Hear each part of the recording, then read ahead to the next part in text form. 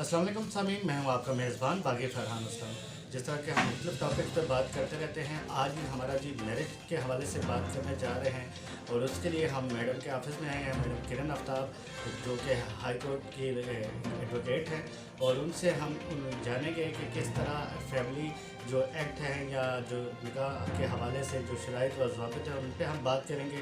सबसे पहले हम जानेंगे कि मैडम से कि ऑनलाइन जो मैरिजेस होती हैं जिस पर दूल्हा मौजूद नहीं होता, तो उसमें क्या लड़की खुला ले सकती है कि तलाक ले सकती है, और हक महर की भी वो इख्तियार रखती है।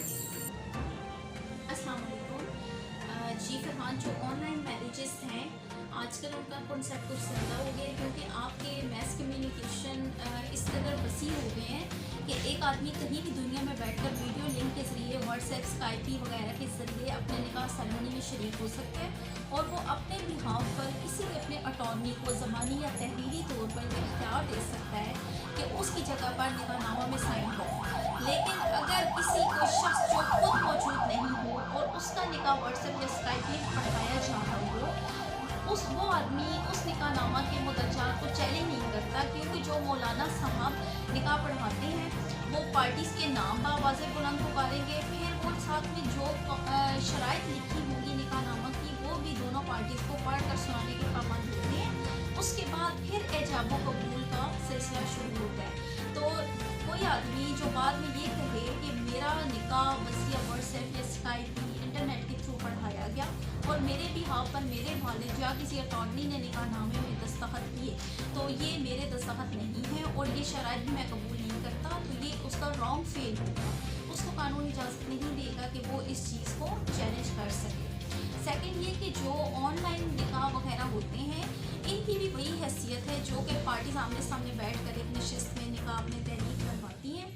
लिहाजा इसमें भी तलाक खुला वगैरह अगर बाद में नाचाकी हो गई है तो वो हो सकती है। अच्छा मैडम, आपसे जानना चाहेंगे कि निकाह ख्वाम में क्या क्वालिटी होनी चाहिए, और दूसरा निकाह के हवाले से जो निकाहनामा है उसके कितने कॉलम्स होते हैं, उनकी क्या शराइत होती हैं, उसके हवाले से हमारे नाज़रीन को बता दें। जी फरहान, निकाहनामा में जो मुस्लिम फैमिली लॉज ऑर्डिनेंस के तहत प्रेस्क्राइब फॉर्म दिया जाता है उसमें 21 कॉलम्स होते हैं। इब्तदाई कॉलम्स में पार्टीज़ की डिस्क्रिप्शन और डेट ऑफ निकाह होती है। सेकेंड वाला जो पोर्शन है वो ज़्यादा इंपॉर्टेंट है, उसमें पार्टीज़ अपना हक़ महल, जायदाद, रकम, तलाक़ ज़ेवरात, खर्चा नान व नफ़का या दीगर अगर कोई शराइत हैं तो वो तहरीर करवाती हैं। ये बहुत ज़्यादा इंपॉर्टेंट है। आम तौर पर देखा गया है कि पार्टीज़ बढ़ा चढ़ा कर निकाहनामा में लिखवाना चाहती हैं, या जो मेल की तरफ से होता है वो भी निकाह सेरेमनी में भाग तो सकते नहीं है, लिहाजा वो भी कुछ ऐसी शराइत लिखवा देते हैं जो कि इस्लाम के मुताबिक नहीं होती या आपके कवानीन के मुताबिक नहीं होती, या सबसे इम्पोर्टेंट बात कि जो लड़के के मटीरियल स्टेटस से मुताबिकत नहीं रखती। यानी एक गरीब आदमी है तो आप कभी उसका हक़ महर जो है वो करोड़ों के हिसाब में नहीं लिख सकते, उसके ऊपर आप एक्स्ट्रा बर्डन मत डालें। इतना हक़ महर होना चाहिए जो कि पसंदीदा भी है, जो लड़का बासानी बवक्त निकाह अदा कर दे, और अगर अदा ना करे तो मुस्तकबिल करीब में उसकी इतनी पेइंग कैपेसिटी हो कि वो अदा करने की सलाहियत रखता हो। पार्टीज़ की एज की बात है तो चूँकि ये कॉन्ट्रैक्ट है, तो जो पार्टीज़ दीगर कॉन्ट्रैक्ट की एहलियत रखती हूँ वही मैरिज कॉन्ट्रैक्ट में भी इसमें ये है कि इस्लामिक लॉज के मुताबिक लड़की की मिनिमम उम्र 16 साल होनी चाहिए और लड़के की 18 साल होनी चाहिए। 16 साल की लड़की और 18 साल से ज़ायद उम्र का लड़का जब चाहे अपनी मर्ज़ी से जाके निकाह कर सकते हैं। उसमें सिर्फ आपको हक़ महर की एक शर्त बहुत ज़रूरी है, पार्टीज़ का फ्री विल होनी चाहिए, यानी अंडर प्रेशर होकर उनका निकाह ना हो बल्कि वो अपनी मर्ज़ी से करें।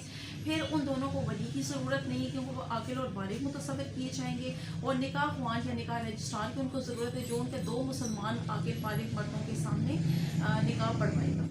अच्छा फरहान, आपके क्वेश्चन का दूसरा हिस्सा ये था कि एक निकाह ख्वान में या निकाह रजिस्ट्रार में क्या क्वालिटीज़ होनी चाहिए। निकाह ख्वान और निकाह रजिस्ट्रार कोई भी मुसलमान आकिल बालिग मर्द हो सकते हैं जो कि लड़के और लड़की की निकाह पढ़ाने की सलाहियत रखता है।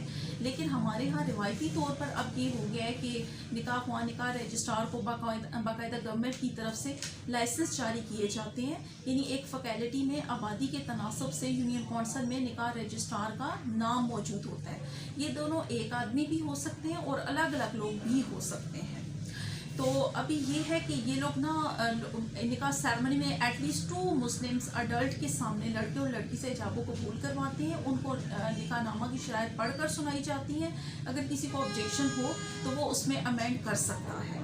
तो निकाह रजिस्ट्रार की या निकाह ख्वान आम तौर पे एक्सपेक्ट किया जाता है कि बहुत रिस्पेक्टेबल उस इलाके के लोग हों और तज़कियत व शहूद के क्राइटेरिया पर पूरे उतरने वाले हों और उनको जो है गुनाह कबीरा से दूर हों और उनको फैकल्टी में इज़्ज़त व एहतराम की निगाह से देखा जाता हो। वहाँ या निकाह रजिस्ट्रार की अमूमी क्वालिटीज़ हैं जो हमारे माशरे में देखने में आती हैं। मैडम, आपसे जानना चाहेंगे कि जो निकाह के वक्त लिखा जाता है हक महर वगैरह, क्या उसको बाद में कम या ज़्यादा किया जा सकता है या ख़त्म भी किया जा सकता है? इसके हवाले से थोड़ा बता दें। निकाह जो है ये दो पार्टीज़ के माबैन कॉन्ट्रैक्ट है और कोई भी कॉन्ट्रैक्ट है तो उसके 2 मेजर पार्ट्स होते हैं, यानी एक पार्टी फर्स्ट पार्टी, एक सेकंड पार्टी और उनके दरमियान में कोई ना कोई कॉन्सिडरेशन का होना बहुत मस्ट है। इसी तरह इस्लाम ने भी निकाह के कॉन्ट्रैक्ट को रेगुलाइज कर दी, यानी उसमें जो हक़ महर का कॉलम है वो होना मस्ट है। हक़ महर की कोई बाउंड नहीं है पार्टीज़ पे कि कितना हो, ये आप मतलब कम से कम भी लिखवा सकते हैं और ज़्यादा से ज़्यादा भी लिखवा सकते हैं, लेकिन ये बात मस्ट है कि हक़ महर के बगैर निकाह का तसव्वुर नहीं हो सकता। दूसरी बात ये है कि पार्टीज़ अपनी मर्ज़ी से हक़ महर लिखवाती हैं और बेहतर ये है कि वो at the time of marriage अदा कर देनी चाहिए। अगर पार्टीज़ किसी वजह से हक़ महर अदा नहीं कर सकती उस टाइम पे, तो बाद में दोनों अगर एग्री हों तो वो बैठकर सब्सिक्वेंटली उस हक़ महर को ऐड या डिलीट भी कर सकते हैं, ठीक है, लेकिन टोटल ख़त्म नहीं कर सकते। अच्छा मैडम, आपसे हम जानना चाहेंगे कि एक जो जब निकाह होता है कि किसी भी नए कपल का, तो क्या गवर्नमेंट की हुकूमत पंजाब की तरफ से या हुकूमत पाकिस्तान की तरफ से कोई कौंसिल बनी है ताकि कपल काउंसलिंग की जा सके? बिल्कुल ऐसा ही है। आपकी यूनियन कौंसिल में मसालती कमेटियाँ हैं जिनमें 3 मेंबरान होते हैं। एक हेड ऑफ कमेटी चेयरमैन मसालती कमेटी होते हैं, 2 उस फैकल्टी के मेंबरान होते हैं जिनमें से एक खातून का होना मस्ट है। वो किसी भी पार्टीज़ के माबैन नाचाकी चल रही हो तो पार्टीज़ में से जो भी एप्लीकेशन देता है दूसरी पार्टीज़ को उसके ऊपर कॉल करते हैं, एक टाइम मुकर्रर करते हैं और उनको 2, 3, 4 मरतबा जितना वो मुनासिब समझें उनके दरमियान में कोशिश करते हैं कि मामलात को रिजॉल्व किया जाए। तो मसालती कमेटी हर टाउन कमेटी में हर यूनियन कौंसिल की सतह पर मौजूद है और ये प्रोसीजर बहुत मस्ट है तलाक सर्टिफिकेट हासिल करने के लिए भी। पहले तो ये था कि लड़की या लड़की ने तलाक या खुला या मुबारात या कुछ लिख दिया और उनकी अलहदगी हो गई। अब ऐसा नहीं है कि जब तक लड़की इद्दत में रहेगी 3 महीने तक यूनियन कौंसिल में एक ख़ास शेड्यूल के मुताबिक वो प्रोसीडिंग चलती रहेंगी और उसमें दोनों पार्टीज़ का हाजिर होना भी ज़रूरी है। और मसालती कमेटी ये कोशिश करती है कि दोनों पार्टीज़ के माबैन तलाक को हतमी शक्ल देने से पहले इनके दरमियान कॉन्सिलिएशन और इश्यूज़ को रिजॉल्व किया जाए। एक तो निकाह जो जिन्होंने करना होता है कपल की क्या एज क्राइटेरिया है, क्या होनी चाहिए, और दूसरा साथ ये जानना चाहेंगे कि उनके अगर वो अपने पहले निकाह के मतलब कुछ छुपाते हैं, कुछ बताते हैं, उस चीज़ को शो नहीं करते, तो उसके मुतबादिल क्या रास्ता है, या सिर्फ ज़ुबानी कलामी पे कुछ भी हो सकता है?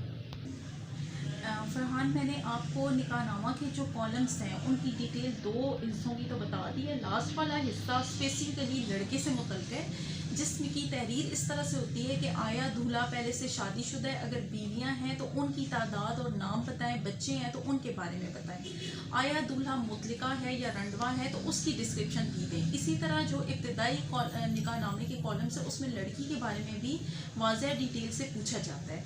तो मैं ये समझती हूँ कि ये गैर अखलाकी और गैर आइनी है कि स्पाउसेस में से कोई भी बवक्त निकाह अपने स्टेटस को छुपाता है, उसे छुपाना नहीं चाहिए। दूसरी बात ये है कि सेकंड पार्टी की रिस्पॉन्सिबिलिटी है कि वो जिसके साथ निकाह में इंटर होने जा रहे हैं उस आदमी के बारे में डिटेल अच्छे तरीके से पूछ लें।